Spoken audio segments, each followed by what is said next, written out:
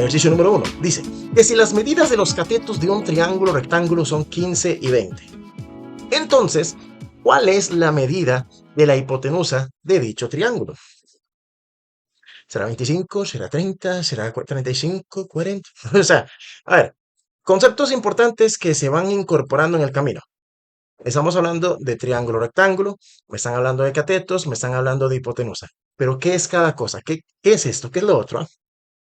Ok, primero triángulo rectángulo. Se pasa que se le llama triángulo rectángulo a aquella figura de tres lados, por eso se llama triángulo. Pero el carácter rectángulo se lo da el hecho de poseer un ángulo recto. Vamos en dos posibles órdenes. Si me presentan el nombre de triángulo rectángulo, entonces asumo rápidamente que la figura tiene sí o sí un ángulo recto. Puedo decirlo al revés. Si me presentan una figura, un triángulo que presenta un ángulo recto, entonces capto rápidamente que esta criatura es un triángulo rectángulo. A fuerza, a fortiori. Ahora, me hablan de catetos y me hablan de hipotenusa. Definamos lo siguiente. Catetos vienen a ser siempre los lados que forman el ángulo recto. Estos dos siempre van a ser los catetos. En el caso de esta figura, digamos la base, digamos la altura, esos son los catetos. Y la hipotenusa, por descarte, vendría a ser ese tercer lado que nos quedaría opuesto, o también dicho, frente del ángulo recto. Así que, pues vamos a tomar las siguientes consideraciones. Me dice el ejercicio que las medidas de estos catetos, las medidas de los catetos ahorita son de 15 y de 20. Entonces, digamos que este cateto puede medir 15 y que este otro cateto puede medir 20. Que no haya preocupación, que colocarlo al derecho o al revés funciona exactamente igual. Siempre que estemos hablando de los lados que forman el ángulo recto, funciona bien. Resulta que al final me preguntan por la medida de la hipotenusa. Este lo voy a presentar con una X, provisionalmente. Y de aquí que les voy a hablar de dos posibles fórmulas que podemos utilizar que derivan del teorema de Pitágoras y que nos facilitan mucho la resolución de esta clase de ejercicios que vamos a tener muy, pero que muy recurrentes. Una posible fórmula que deriva de Pitágoras sirve para poder hallar la hipotenusa en caso que no la tengamos. ¿En qué consiste? En tomar la raíz cuadrada de cateto al cuadrado y sumarle también cateto al cuadrado nuevamente. Es decir, una expresión que va a ser muy, muy usada, cateto cuadrado más cateto cuadrado. Eso sí, la raíz de cateto cuadrado más cateto cuadrado. Vamos a partes. Luego, la otra fórmula que podríamos utilizar mucho se daría para el caso en el que nos toque hallar catetos. Que tenemos, por ejemplo, un triángulo rectángulo, conocemos la hipotenusa, conocemos un cateto, pero nos falta el otro cateto. Entonces, en este caso, conviene considerar esta otra fórmula. Consiste en tomar la medida de la hipotenusa al cuadrado y restarle el cateto que sí tenemos al cuadrado. Así que, ¿cómo saber qué fórmula nos conviene utilizar?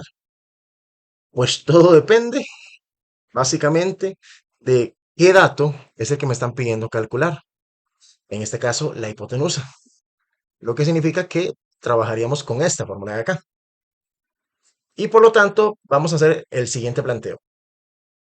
Decimos entonces que queremos hallar el valor de x, lógicamente. Como x vendría a ser hipotenusa, eso significa que tendría que considerar la raíz cuadrada de cateto al cuadrado más cateto al cuadrado. Resulta que ya sabemos cuánto miden los catetos, que en este caso son 15 y 20. Así que para tal efecto podemos decir, ok, 15 al cuadrado, ojo, podemos decir 15 al cuadrado más 20 al cuadrado, ¿cierto? O que para poder resolver esta operación ordenadamente tendríamos que averiguar primero el resultado de cada potencia. Poder resolver primero el 15 al cuadrado, por aparte el 20 al cuadrado. Y que no se nos olvide que cuando se habla de una potencia al cuadrado, esto es multiplicar dos veces el número, o sea, la base a sí misma. 15 al cuadrado es 15 por 15. 20 al cuadrado es, por ejemplo, 20 por 20. Ok. Entonces, procedemos a resolver dichas multiplicaciones. Ahí ustedes pueden verificar en la calculadora dichos resultados que les voy a decir. Por ejemplo, el caso del 15 por 15 que nos va a dar 225. Y luego el caso del 20 por 20 que en este caso, si bien ubico, nos da 400. ¿Cierto? Ahora sí, bajamos la operación suma que había en medio de ellos y resolvemos ahora sí la susodicha suma. 225 más 400, si bien ubico, esto nos da 625.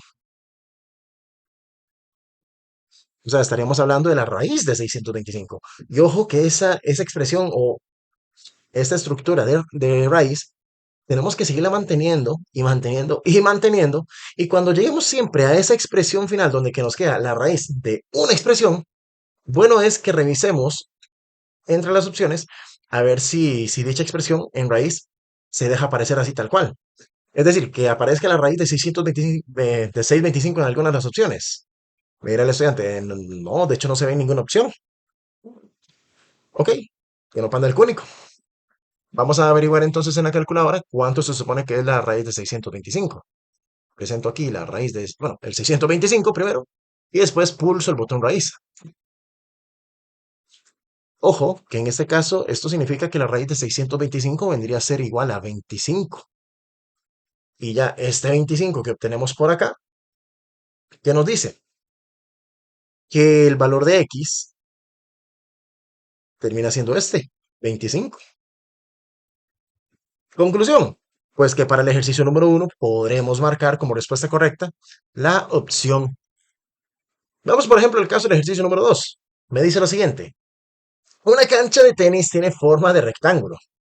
Dice, si su ancho mide 24 metros y la diagonal mide 8 raíz de 10 metros, entonces el área total en metros cuadrados de la cancha corresponde a ¿cuánto? Pues veamos lo siguiente. Si bien es verdad, si me están hablando de una cancha que tiene forma de rectángulo, pues lo más prudente sería visualizar esa expresión en forma de rectángulo.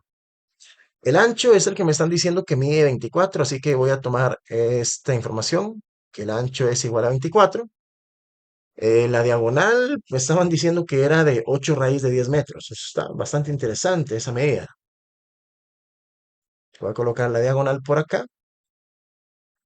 No, no me sirve. Voy a colocarlo con un trazo más fino.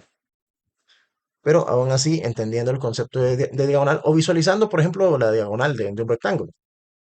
Y considerar que dicha diagonal dice que es de 8 raíz de 10. Me estaban diciendo por ahí.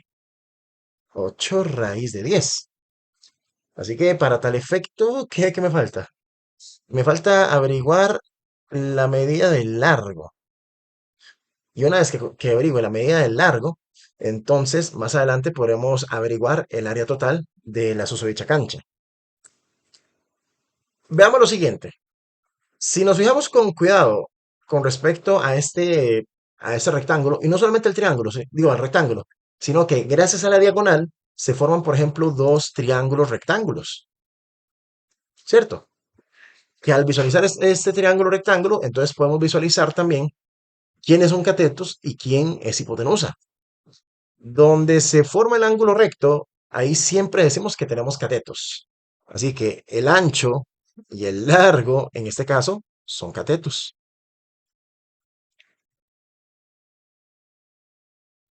Igualmente acá, cateto y cateto. Y la diagonal del rectángulo vendría a ser en este caso la hipotenusa. ¿Ok? Ya por visualizar estos componentes, nos permitimos el chance, entonces, vamos a ver qué vamos a hacer en este caso. Las fórmulas que les dije que nos iban a servir todavía, aquí las invoco, para revisar qué se puede hacer al respecto. Decíamos que la hipotenusa era raíz de cateto cuadrado más cateto cuadrado. Decíamos que el cateto era igual a raíz de hipotenusa cuadrado menos cateto al cuadrado.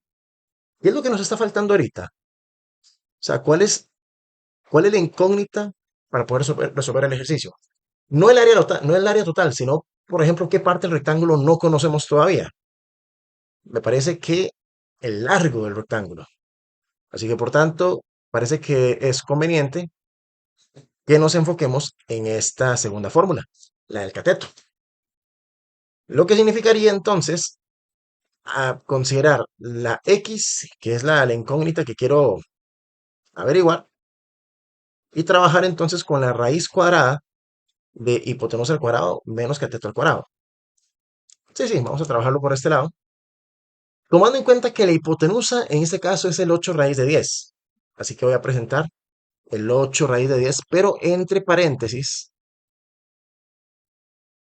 ¿Por qué? Porque estamos por elevar al cuadrado una expresión no tan tradicional, ¿verdad? Es decir, una expresión que involucra raíz e involucra una parte entera. Entonces, conviene presentar el 8 raíz de 10 en este formato y luego restarle la medida del cateto, que sí tenemos, el cateto, pero elevado al cuadrado, que en este caso sería el 24. Así que vamos a decir esto. Sería 8 raíz de 10 al cuadrado menos 24. Ojo, menos 24 al cuadrado.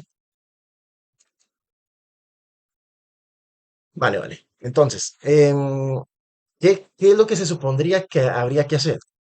Si fuera, por ejemplo, potencias de números enteros, como ya estamos acostumbrados, bien podríamos agarrar la base y multiplicarla por sí mismo y de ahí echar para adelante.